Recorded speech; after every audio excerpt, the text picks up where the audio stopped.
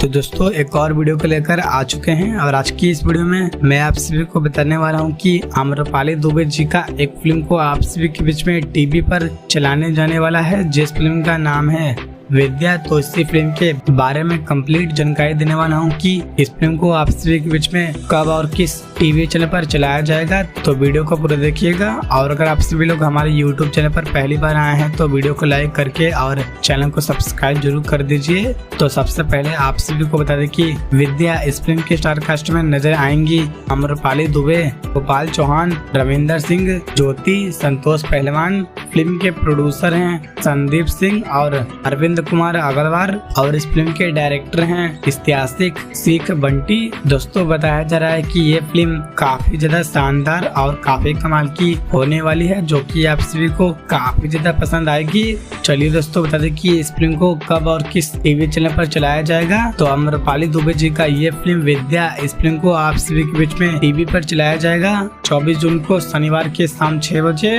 और 25 जून को रविवार के सुबह 10 बजे। तो दोस्तों ये फिल्म 2 बार टीवी पर चलाया जाएगा, तो आप सभी लोग इस फिल्म को एक बार जरूर देखिएगा। और दोस्तों वीडियो पसंद आए तो वीडियो को लाइक और चैनल को सब्सक्राइब जरूर कर दीजिए।